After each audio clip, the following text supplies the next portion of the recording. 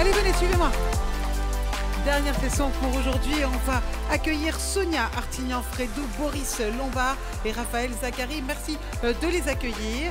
Sonia qui est à côté de moi est cofondatrice de, on dit Fine Climate et administrative du collectif Startup Industriel. Boris Lombard, CEO de KSB France, et Raphaël Zachary, ancien PDG de Caterpillar France et contributeur au programme du CEC Industrie. Alors, on a vu beaucoup d'initiatives aujourd'hui sur justement la décarbonation. On en parle depuis hier. Les initiatives, on sent qu'il y a une véritable dynamique dans ce processus de réindustrialisation de la France qui au moment devient aussi plus verte. C'est assez intéressant. Mais finalement, je voulais m'arrêter avec vous sur ces leviers. Lesquels sont-ils? Allez, Sonia. Alors, effectivement, décarboner, tout le monde en parle. Alors ça, je peux vous le garantir. Certains et même beaucoup ont commencé à le faire. D'accord. Il faut quand même le reconnaître. Maintenant, c'est pas simple du tout, évidemment. Si c'était simple, on l'aurait déjà fait. Donc, décarboner, il y a une question d'efficacité. C'était le titre de cette table ronde. Et quand on dit efficacité, ça veut dire à quel coût, avec quel impact, avec quelles ressources et comment le faire. Et en fait, décarboner, c'est multi-levier. Il va falloir utiliser plein de leviers différents. C'est ce qui rend les choses complexes. Et moi, j'ai l'habitude de dire, décarboner, c'est faire mieux, beaucoup mieux, ce qu'on fait déjà. Et décarboner, c'est faire autrement ce qu'on n'a pas encore fait. Et je vais laisser un petit peu de temps à mes collègues KSB, pour détailler. Moi, je connais bien, je suis l'évolution. Comment on décarbone aujourd'hui? Alors nous, on a une particularité, c'est que 98% de l'empreinte carbone que nous laissons est liée à l'usage de nos produits. Donc finalement, la décarbonation, si elle veut être efficace, elle se centre essentiellement sur les produits que nous fabriquons. Et nous travaillons là-dessus depuis maintenant une vingtaine d'années. Donc on n'a pas attendu finalement que la décarbonation devienne un sujet brûlant pour s'y attaquer. Oui, mais ce que vous dites par là, comme vous y travaillez depuis une vingtaine d'années, et je le vois moi aussi, on connaît KSB, mais comment vous faites? C'est un processus qui effectivement qui est long, qui demande une grande mobilisation et un changement de mentalité. Oui, mais ce n'est pas si compliqué que ça. En tout cas, on a travaillé avec l'ensemble de la filière. Donc, c'était un mouvement collectif. D'accord. Hein, celui de l'efficience des pompes. Il faut savoir que des pompes, il y en a partout. On ne les voit pas, mais vous en avez partout autour de vous. Et c'est un des produits qui consomme le plus d'énergie autour de nous. Donc, on travaille sur ce sujet. On a même contribué à l'évolution de la réglementation européenne avec l'ensemble de la filière. Et finalement, on oppose parfois coût de la décarbonation interéconomique. Là, les deux se rejoignent et c'est quelque chose que je voudrais souligner. On a beaucoup d'applications de sujets pour lesquels l'effort de décarbonation crée de nouveaux modèles économiques ou devient finalement plus intéressant que les anciens modèles à travers cette réglementation qui a été pour les premières réglementations induites en 2013. On a réussi à faire du bien à l'environnement, on a réussi à mettre sur le marché des produits plus sophistiqués, à écarter des concurrents qui étaient beaucoup moins vertueux, et puis à offrir des solutions qui sont moins consommatrices d'énergie pour le consommateur. Donc c'est gagnant-gagnant sur tous les tableaux, et je pense que c'est ça qui est intéressant aussi, dans bien des cas, à quelques exceptions près, en tout cas dans l'industrie dans laquelle je travaille, efforts de décarbonation et intérêts économiques se rejoignent. On fait ça mieux que les autres. Vous voyagez beaucoup. Vous travaillez notamment aussi avec l'Allemagne. On fait ça mieux que les autres en France? Alors, je tiens à dire une chose, c'est que je trouve qu'en France, on est très acculturé et très précurseur, contrairement à ce qu'on peut penser. Et c'est une remarque que j'entends souvent auprès de mes collègues dirigeants d'entreprises allemandes. Finalement, on voit que les Français sont très à l'avance. Je vais vous donner un chiffre. Dans le groupe KSB, le groupe a pour objectif, par rapport à 2019, de baisser l'empreinte CO2 de 30% en 2025. On est déjà en France à moins 42 et on est à 2 ans de l'échéance. Donc on va faire moins 50%. Donc c'est un exemple finalement de la mobilisation que l'on trouve en France. Je crois qu'il y a un niveau d'acculturation et d'engagement très fort dans ce pays pour la décarbonation. Raphaël, vous acquiescez? Tout à fait. En fait, je retiens deux choses, le côté collectif dans le processus et le côté on est pas mal devant les autres. Tout à fait, on en parlait avec Boris juste avant. En fait, le fait que la France ait signé la COP21, qu'on ait été en fait à l'origine de toutes ces réflexions-là, moi-même ayant été beaucoup à l'international, je peux dire qu'effectivement en France, on est en avance. Pour autant, restons humbles et restons voilà, à la réflexion de ce qu'on doit faire. Et en fait, ma position à moi aujourd'hui en tant que convention des entreprises pour le climat pour le parcours industrie, c'est d'aider en fait les dirigeants, les organisations à réfléchir et de prendre de la hauteur avant de se lancer sur une démarche de décarbonation d'un produit qui éventuellement n'existerait plus dans quelques années pour des raisons d'usage, comme le disait Boris. Il faut absolument prendre de la hauteur et commencer par se dire... Comment on fait? Eh ben, on doit absolument réfléchir à quel est le modèle d'affaires qui sera pérenne et durable dans le temps en fonction de tous les enjeux qui arrivent en face de nous. Mais comment on peut le faire? Il faut d'abord faire un point d'étape, faire une évaluation. Voilà, donc il faut venir avec nous. Nous sommes là pour ça. On va vous aider, pas vous, mais les industriels qui vont venir avec nous. On va les cocooner pendant une petite année et on va leur permettre de réfléchir, de prendre du recul par rapport à leur quotidien pour justement se poser la bonne question. Ce que je fais aujourd'hui comme business, comme produit, comme service, est-il cohérent et voilà, en ligne avec les enjeux de demain? Si oui, comment je l'améliore? Sinon, qu'est-ce que je dois changer? Avant même d'aller sur la décarbonation, qui est une toute petite partie de la somme de tous les enjeux. On peut prendre ce temps, vous dites que ça dure une petite année, que vous nous bichonnez, enfin nous, j'entends industriel, pas moi, mais vous nous bichonnez pendant un an, vous nous aidez, vous nous conseillez. On peut prendre ce temps quand on est un grand patron, on a des objectifs, les équipes, on veut se développer, les croissances. On peut le prendre? Il y a urgence. Il y a absolument urgence. Il faut faire quelque chose maintenant. Et si on ne le fait pas maintenant, on le fera quand? Et si ce n'est pas le dirigeant qui se met à réfléchir à tout ça, qui va le faire? Ils en ont conscience, les patrons? Pas toujours. Donc, c'est une de mes activités, c'est de les aider à réfléchir au bienfait de venir prendre du temps. Et en fait, mon message, c'est prendre du temps en tant que dirigeant, c'est se faire un cadeau de se déconnecter du quotidien et des contraintes opérationnelles pour réfléchir à une vision à 5 à 10 ans. Quand ce travail-là est fait, alors je peux avoir la bonne séquence, la bonne logique d'activité à mettre en place sur les années à venir.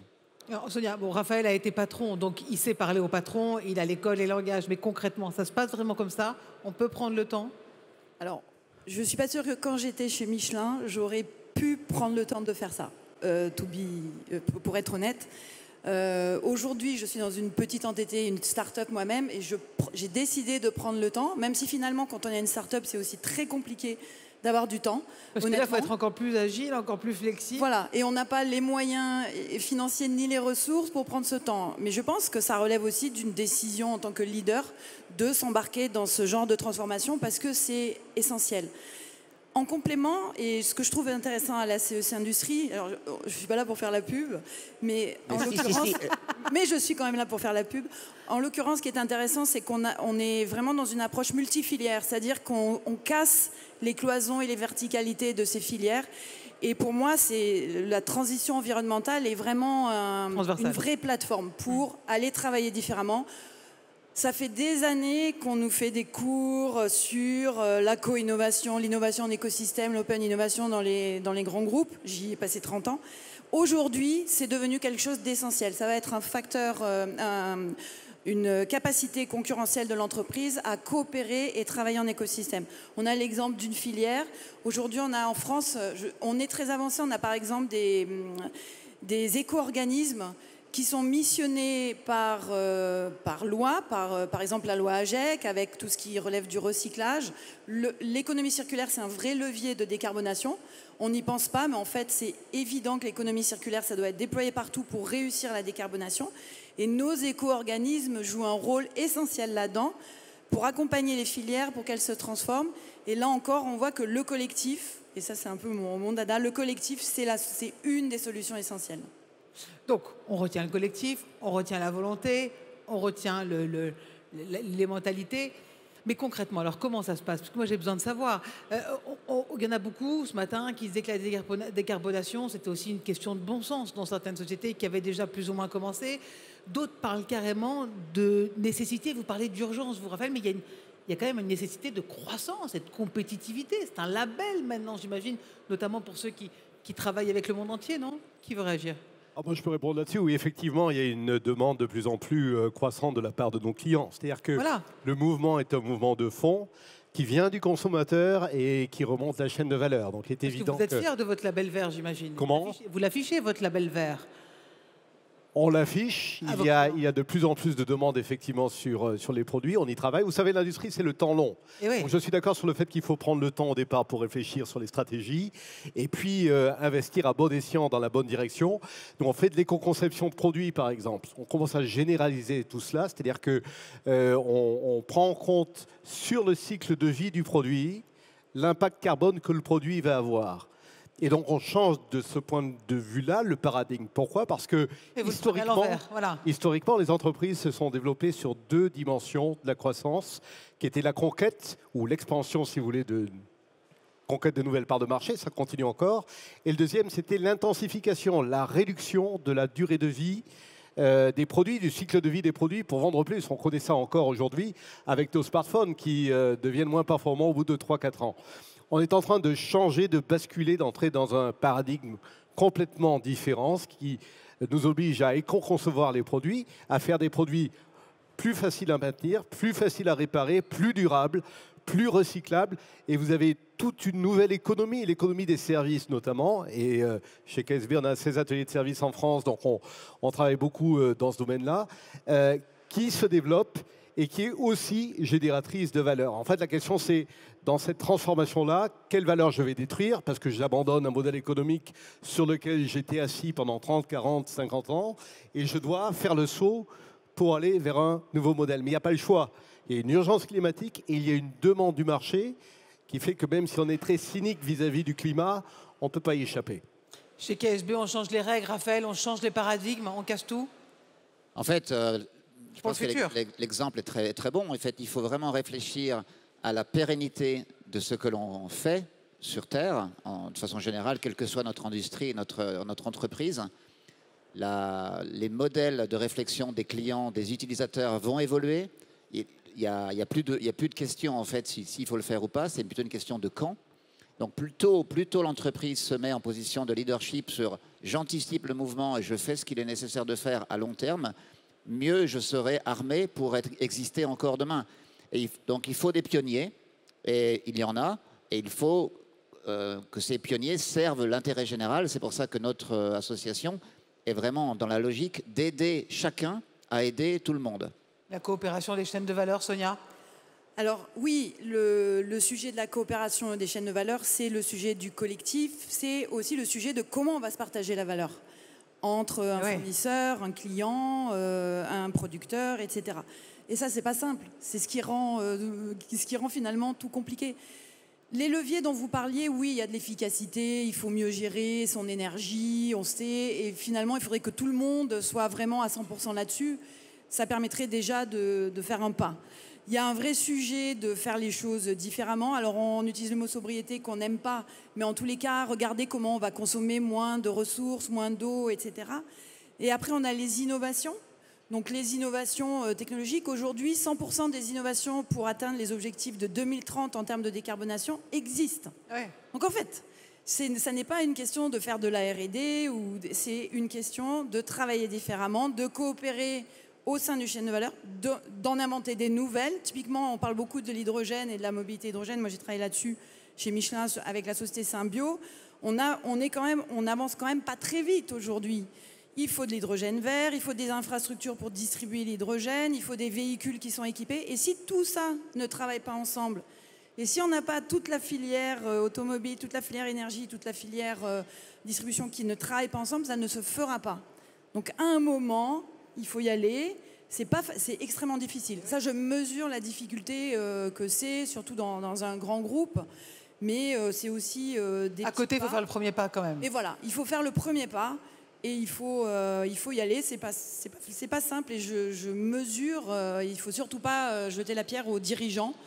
Au contraire, il faut les encourager. Il faut qu'on soit sur un discours hyper positif par rapport à cette transition environnementale. Sinon, je pense qu'il vaut mieux qu'on rentre tous chez nous et qu'on arrête. Et qu'on s'autodétruise. On a une énorme confiance en fait dans les dirigeants français qu'ils vont se prendre en charge, qu'ils vont relever les défis. Si c'était dur, c'était facile, on ne serait pas dirigeant, on ne serait pas là. En fait, c'est nécessaire. C'est important pour ça d'être en France, d'être en Europe, d'avoir aussi ces normes qui nous invitent à faire ce pas. Quelqu'un? Pour Boris. Ah, je suis d'accord, c'est compliqué parce qu'on se trouve, aujourd'hui, les entreprises se trouvent dans un espèce d'effet de ciseaux. On a une croissance qui est en baisse, on a des taux d'intérêt qui augmentent et on a un niveau d'investissement pour la décarbonation qui est tout de même très élevé. Donc trouver les bons business models et le bon retour sur investissement, c'est pas simple. Mais je crois qu'on a effectivement des caractéristiques d'entrepreneurs qui nous poussent à faire cela. Ce dont on a besoin, c'est un cadre finalement qui est relativement stable pour qu'on puisse avancer. Je disais tout à l'heure que l'industrie, c'est le temps long, pour qu'on puisse avancer sans trop de perturbations. Et j'en vois 3 possibles. Une, c'est la disponibilité de l'énergie à terme. Ça, c'est vraiment quelque chose qui est très important. À la fois le coût, mais également la production d'énergie. L'électrification des usages va entraîner des consommations énergétiques en croissance. On parle de 10 TWh par an en France. Donc c'est au-delà même comment dirais-je, des prévisions qui avaient été faites par RTE en 2021. On est déjà sur des trajectoires extrêmement élevées. C'est une première question. La deuxième, c'est l'accès aux matières premières, la sécurisation de l'accès aux matières premières. La transition énergétique va être très dispendieuse en termes de matières premières. En haut d'une éolienne, vous avez 500 kg d'aimant, par exemple, de terres rares. Et la troisième chose, c'est l'aspect réglementaire. On est confronté à un tsunami réglementaire, parfois au nom d'ailleurs de la décarbonation, avec des projets de loi en Europe qui se télescopent. Il faut vraiment que l'Europe choisisse ses batailles pour que nous ayons de la visibilité, nous industriels, pour pouvoir justement entamer, conduire cette transformation avec un minimum de vision. En fait, si on réfléchit à tout ce qu'un dirigeant a en face de lui comme défi, c'est incroyable. La liste, elle est infinie. Donc, on va parler donc des énergies, des ressources, des limites planétaires. On va parler du climat. On va parler de l'innovation technologique. On va parler de quelle est la bonne manière d'innover. On va parler des métiers de demain. Est-ce que l'innovation va transformer les métiers de mon entreprise et donc comment j'investis dans la bonne compétence de demain? Et puis, comme vient de le dire Boris, dernière étape, on va réfléchir aussi, on est nécessairement obligé de réfléchir à la partie normative et la partie réglementation, la CSRD. Et donc, on ne peut pas prendre ça indépendamment en silo. Il faut absolument intégrer tout ça et sortir le bon plan d'action pour l'entreprise et ensuite échelonner la démarche. Quand on vient vous voir, vous décryptez cette bureaucratie, vous l'allégez, surtout quand c'est les normes européennes, pour faire notre transition en tant que patron? Ah ben moi, je n'allège rien du tout. Je veux dire, on est face aux enjeux, il faut les relever et il faut être intelligent dans les relever. Et donc, on revient à la question, est-ce que ce que je fais est la bonne solution finale pour mon client et pour l'usage qu'il aura demain? Est-ce que j'existerai encore en tant que modèle d'affaires que j'ai aujourd'hui? C'est ça la première question avant même de parler de réglementation. C'est toute une réflexion. Un mot de la fin, peut-être, Sonia? Mot de la fin, merci. Alors, moi, je pense qu'on est aujourd'hui, évidemment, on le dit tous les ans, mais on est de plus en plus dans une urgence de se mettre en mouvement. Pour moi, c'est vraiment se mettre en mouvement, passer à l'action, dans une approche vraiment collective de passage à l'échelle. Aujourd'hui, on fait beaucoup de choses partout. Maintenant, il va falloir qu'on déploie massivement et qu'on passe à l'échelle ensemble, au niveau des filières, en France et aussi à l'étranger. Vous acquiescez tous les deux sur ce mot de la fin, Sonia? Absolument. Et absolument, à l'échelle dans nos entreprises, pour mobiliser tout le monde, et à l'échelle dans l'écosystème. Coopération sur tous les secteurs ensemble, et apprendre les uns des autres, être humble justement en apprenant des autres, et puis avoir le courage de prendre les bonnes décisions et donc d'affronter la réalité. Raphaël Zakadi, ancien PDG de Caterpillar France, contributeur du programme CEC Industrie, Boris Lombard, CIO de KSB France, et Sonia Artignan-Fredou, cofondatrice de Find Climate, administrative du collectif Startup Industriel. Merci à tous les trois, on peut les applaudir.